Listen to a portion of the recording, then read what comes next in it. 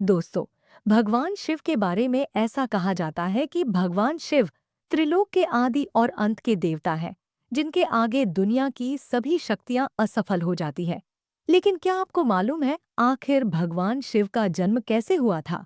उनकी माता कौन थी और उनके पिता का क्या नाम था? उन्होंने किससे अपनी शिक्षा प्राप्त की थी और किस किस को शिक्षा का दान दिया था? अगर नहीं तो चलिए, क्योंकि इस वीडियो के माध्यम से हम आपके इन्हीं सभी सवालों का जवाब देने वाले हैं। इसलिए प्लीज इसे स्किप किए बिना एंड तक जरूर देखना दोस्तों। आज सबसे पहले भगवान शिव के जन्म से जुड़ी पहली कहानी यानी शिव पुराण की एक लोकप्रिय कथा के बारे में बताने वाले हैं। शिव पुराण के अनुसार भगवान शिव को स्वयंभू माना जाता है, जिसका मतलब होता है कि भगवान शिव का जन्म स्वयं ही हुआ था। यानी कि इससे एक बात तो साफ हो जाती है कि ना ही भगवान शिव की कोई माता है और ना ही उनके कोई पिता है। इसी कारण से भगवान शिव पंचतत्व से भी परे हैं, जिस कारण से इन्हें मृत्यु का भी कोई भय नहीं है और इनकी मृत्यु कभी नहीं हो सकती। पर अब बात करते हैं विष्णु पुराण में बताई गई भगवान शिव के जन्म से जुड़ी हुई एक और कहानी के बारे में। विष्णु पुराण में बताया गया है कि भगवान विष्णु के माथे से निकलने वाले तेज के कारण भगवान शिव की उत्पत्ति हुई थी और उनके नाभि से निकलते हुए तेज से कमल पर विराजमान ब्रह्मा जी का जन्म हुआ था।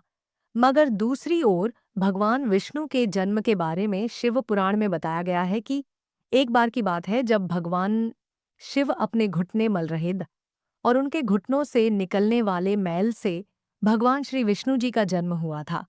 पर अगर ऐसा हुआ है तो विष्णु पुराण और शिव पुराण एक दूसरे से बिल्कुल अलग है। इस कथा के अलावा भगवान शिव के जन्म की एक और पौराणिक कथा काफी ज्यादा पॉपुलर है, जिसे शायद आपने बड़े बुजुर्गों से सुना होगा।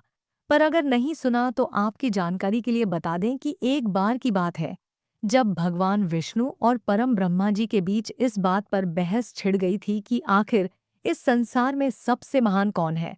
और जब भगवान विष्णु और भगवान ब्रह्मा इस बात को लेकर बहस कर रहे थे तो एक जलते हुए खंबे के रूप में महादेव उनके बीच आए थे। दोस्तों, वो दोनों इस रहस्य को नहीं समझ पाए और तभी अचानक से एक आवाज आई जिसने कहा कि जो भी इस खंबे का छोर ढूंढ लेगा वही सबसे महान कहलाएगा। ऐसा सुनते ही ब्रह्मा जी ने एक पक्षी का रूप लिया और खंभे का ऊपरी हिस्सा ढूंढने निकल गए। वहीं विष्णु जी ने वराह का रूप धारण किया और खंबे का अंत ढूंढने निकल गए। बहुत देर तक खोजने के बाद भी दोनों में से किसी को भी खंबे का छोर नहीं मिला और दोनों हार मानकर वापस आ गए। जिसके बाद भगवान शिव अपने असली रूप में आए और फिर भगवान विष्णु और ब्रह्मा जी ने यह मान लिया कि महादेव ही सबसे महान और शक्तिशाली है। इनसे बड़ी शक्ति इस दुनिया में कोई नहीं। इसके साथ ही शिव पुराण में बताया गया खंबा इस बात को दर्शाता है कि ना ही भगवान शिव जन्मे थे और ना ही उनका कोई अंत है। और एक कारण तो यही है कि भगवान शिव को स्वयंभू कहा जाता है, यानी भगवान शिव का अंत है ही नहीं, वे अमर हैं। अब हम बात करते हैं भगवान शिव से जुड़े एक ऐसे विषय के बारे में जो सबसे ज्यादा प्रसिद्ध है कि क्या भगवान ब्रह्मा भगवान शिव के पिता हैं। जी हाँ, इनकी ये कहानी लोगों के बीच काफी प्रसिद्ध है। तो आपको बता दें कि आखिर किस प्रकार भगवान शिव ने ब्रह्मपुत्र के रूप में जन्म लिया था। इसके पीछे विष्णु पुराण की एक पौराणिक कथा है, जिसके अनुसार जब धरती आकाश पाताल या कहे पूरा यूनिवर्स जलमग्न यानी पानी में डूबा हुआ था, तब भगवान विष्णु के अलावा कोई भी देव या प्राणी इस संसार में नहीं था। तब केवल विष्णु ही जल सतह पर अपनी शेष नाग पर लेटे हुए नजर आ रहे थे। जिसके बाद उनकी नाभि से कमल की दंडी पर ब्रह्मा जी प्रकट हुए और जब भगवान ब्रह्मा और भगवान विष्णु इस यूनिवर्स से संबंधित बातें कर रहे थे तब भगवान शिव प्रकट हुए, जिसके बाद ब्रह्मा ने उन्हें पहचान से इनकार कर दिया। इस कारण से भगवान शिव रूठ गए और उनके रूठ जाने के कारण भगवान विष्णु ने उन्हें दिव्या दृष्टि प्रदान कर ब्रह्मा जी को भगवान शिव की याद दिलाई।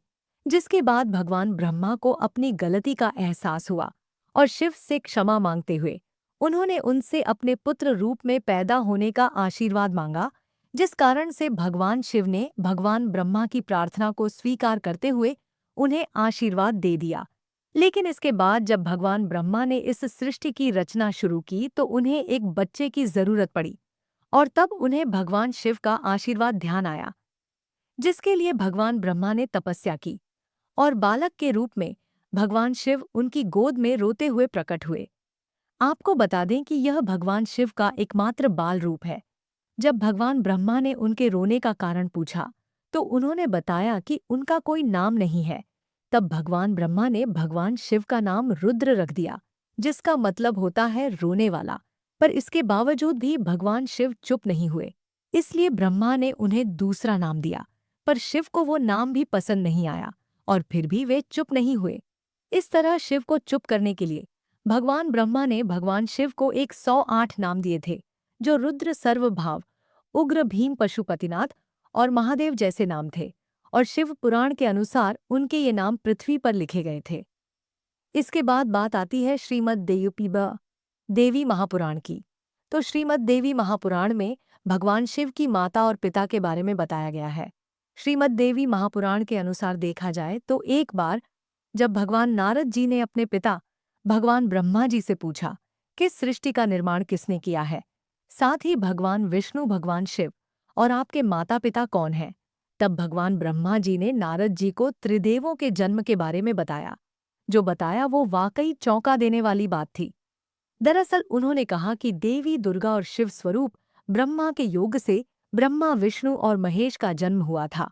यानी प्रकृति का रूप लिए माँ दुर्गा ही हम तीनों की माता है, और ब्रह्मा यानी काल, सदाशिव हमारे पिता हैं। इसके साथ ही श्रीमद् देवी महापुराण में भी भगवान विष्णु और भगवान ब्रह्मा के बीच हुए झगड़े की एक कहानी मिलती है, जिसके अनुसार एक बार श्री ब्रह्मा जी और विष्णु जी में झगड़ा हुआ और दोनों में बहस छिड़ी हुई थी। तब भगवान ब्रह्मा ने कहा कि सृष्टि को मैंने बनाया है और मैं ही प्रजापिता हूँ, जिसके जवाब में भगवान विष्णु जी ने कहा कि मैं आपका पिता हूँ, क्योंकि आप मेरी नाभि से निकले हुए कमल से पैदा हुए हैं। और धीरे धीरे करके ये बहस बढ़ती गई दोस्तों। इसके बाद इन दोनों का झगड़ा सुनकर सदाशिव वहां पहुंचे और उन्होंने कहा कि पुत्रों, मैंने ही तुमको इस संसार को बनाने और इसे संभालने के केवल दो काम दिए हैं। इसी प्रकार मैंने शंकर और रुद्र को संहार और तिरोगति के कार्य दिए हैं। इसके साथ ही उन्होंने कहा कि मेरे पंचमुख हैं, एक मुख से अकार, दूसरे मुख से पुकार, तीसरे मुख से मुक्कार, चौथे मुख से बिंदु और पांचवें मुख से नाद, यानी कि शब्द प्रकट हुए हैं। उन्हें पांचों को एक साथ मिलाकर देखा जाए तो एक अक्षर ओम बनता है, जिसे आज हम सभी भगवान शिव के मूल मंत्र के रूप से जानते हैं। इतना कहने के बाद भगवान ब्रह्मा और विष्णु दोनों ही समझ गए कि भगवान शिव से ज्यादा शक्तिशाली इस दुनिया में कुछ भी नहीं है, और दोनों ने भगवान शिव को प्रणाम किया और चले गए। चलिए दोस्तों, अब आप भगवान शिव के बारे में इतना तो जान ही चुके हैं, तो क्या आपको पता है कि आखिर भगवान शिव ने किससे शिक्षा प्राप्त की थी और उनके गुरु कौन थे? हम जानते हैं शायद ही इसका जवाब आप में से किसी को पता होगा, पर जिन्हें नहीं पता उन्हें बता दें कि भगवान शिव स्वयं इस संसार के गुरु माने जाते हैं, जिन्होंने संसार में गुरु शिष्य की परंपरा की शुरुआत की थी। लेकिन अगर सवाल आता है कि आखिर भगवान शिव किसके गुरु थे, तो आपको जरूर जान लेना चाहिए कि हिंदू धर्म के ग्रंथ कहते हैं कि ब्रह्मा जी और शिव जी इस संसार के सबसे पहले गुरु हैं, जिन्होंने गुरु शिष्य के इस रिश्ते की शुरुआत की थी। जहां भगवान ब्रह्मा ने अपने मानस पुत्रों को शिक्षा प्रदान की थी, वहीं भगवान शिव ने अपना ज्ञान केवल अपने 60 शिष्यों को दिया था। यानी भगवान शिव 60 शिष्यों के गुरु थे, और वे जिन शिष्यों के गुरु थे उन्हें आज के समय में सप्तऋषियों का दर्जा दिया गया है। तो दोस्तों, यह थे भगवान शिव के जन्म से जुड़े हुए कुछ फैक्ट्स जो आपको कैसे लगे, हमें कमेंट करके जरूर बताइए। साथ ही अगर आपको वीडियो पसंद आया हो तो इसे लाइक और चैनल को सब्सक्राइब करना बिल्कुल ना भूल। धन्यवाद।